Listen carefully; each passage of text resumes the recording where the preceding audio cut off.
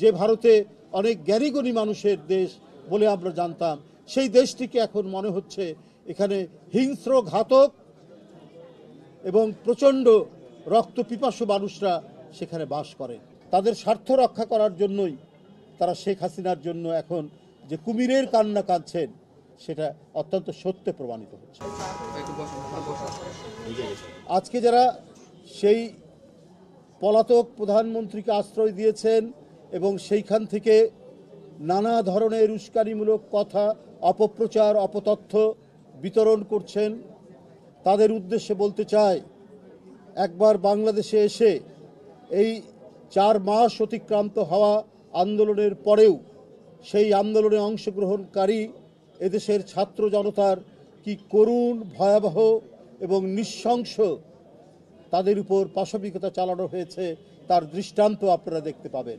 যেমন সারা বাংলাদেশের হাসপাতালগুলোতে, তেমনি ঢাকা মেডিকেল কলেজ হাসপাতাল, বিশেষ করে পঙ্গু এবং এই বার্ন ইনস্টিটিউটে কারো মুখ ছিঁড়ে গেছে, কারো 2 হাত অদৃশ্য হয়ে গেছে, কারো চোখের কর্নিয়া বিদ্ধ হয়েছে শর্টগানের গুলিতে, কারো পা চলে গেছে।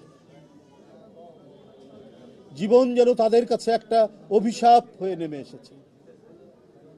আমাদের মানবিক চিকিৎসকবৃন্দ দিন রাত পরিশ্রম করে তাদেরকে পৃথিবীতে মানুষের বসবাসের উপযোগী করার প্রাণান্তকর প্রচেষ্টা তারা চালাচ্ছে। আজকে মিডিয়ার ভাইরা যারা আমাদের সাথে সাথে ভিতরে ঢুকেছেন,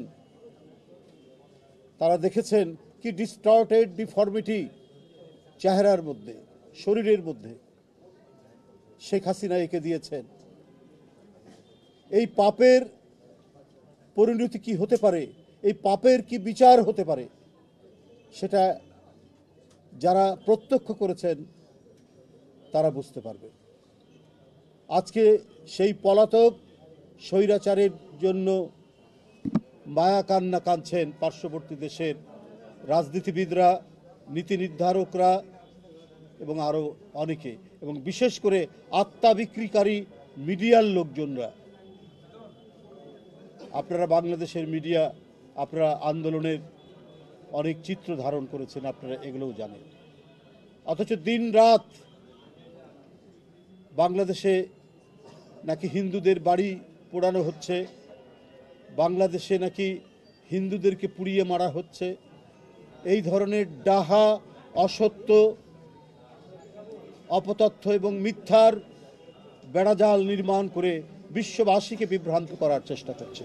কিন্তু প্রযুক্তির এই যুগে তারা সফল হতে পারছে না বিদায় এখন হিংসা প্রতিহিংসার জ্বালায় প্রতিদিন অপপ্রচারের যে কথাগুলো আমরা জানতে পারছি, তাতে মনে হচ্ছে যে ভারত একটি গণতান্ত্রিক রাষ্ট্র বলে আমরা জানতাম, যে ভারত যেখানে সাংবিধানিক ধারাবাহিকতা রক্ষিত হয় বলে আমরা জানতাম, যে ভারতে অনেক জ্ঞানীগুণী মানুষের দেশ বলে আমরা জানতাম, সেই দেশটিকে এখন মনে হচ্ছে এখানে হিংস্র, ঘাতক এবং প্রচণ্ড রক্তপিপাসু মানুষরা সেখানে বাস করে।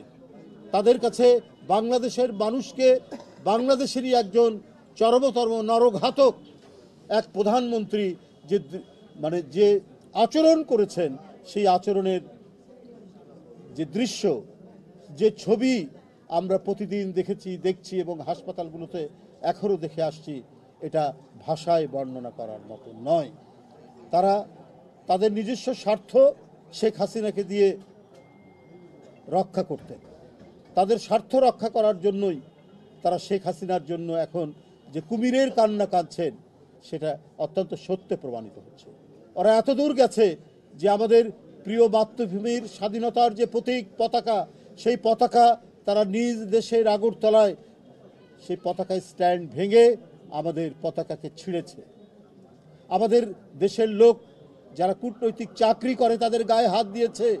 ভিয়েনা কনভেনশন অনুযায়ী এটা ভয়ঙ্কর রকমের আন্তর্জাতিক গুরুতর অপরাধ, সেই অপরাধ তারা করেছে।